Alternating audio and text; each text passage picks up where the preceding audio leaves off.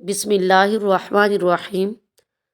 حضرت المؤمنین سلمہ رضی اللہ تعالی عنہا سے روایت ہے کہ نبی کریم صلی اللہ علیہ وآلہ وسلم جب صبح کی نماز سے سلام پھیرتے تو فرماتے تھے: اے اللہ، میں تجھ سے فائدہ دینے والے علم، پاک رزق اور قبول ہونے والے عمل کا سوال کرتا ہوں۔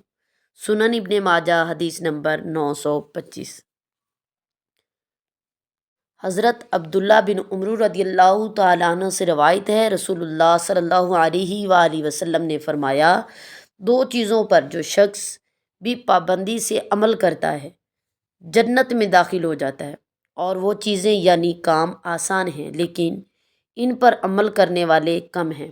ہر نماز کے بعد 10 دفعہ سبحان اللہ کہے، 10 دفعہ اللہ اکبر کہے اور 10 دفعہ الحمدللہ کہے۔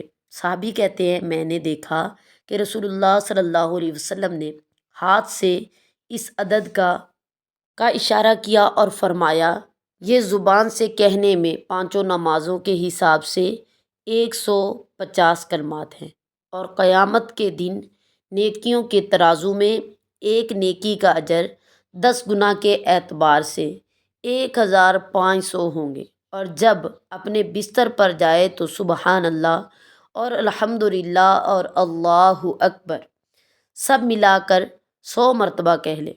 یہ زبان سے کہنے میں 100 اور ترازو میں 10 گنا کے حساب سے 1000۔ بھلا تم میں سے کون ہے جو دن میں 2500 گنا کرتا ہو جبکہ نیکیاں وہ 2500 کماتا ہو؟ صحابہ نے عرض کیا: انسان پابندی سے یہ دونوں عمل کیوں نہیں کر سکتا؟ فرمایا: ایک آدمی نماز پڑھ رہا ہوتا ہے کہ شیطان آ جاتا ہے اور اسے کہتا ہے فلاں بات یاد کر، فلاں بات یاد کر، حتیٰ کہ بندہ نماز سے غافل ہو جاتا ہے، اور جب بندہ بستر پر جاتا ہے تو شیطان آ جاتا ہے اور اسے سلانے لگتا ہے حتیٰ کہ آدمی کو نیند آ جاتی ہے۔ سنن ابن ماجہ، حدیث نمبر 926۔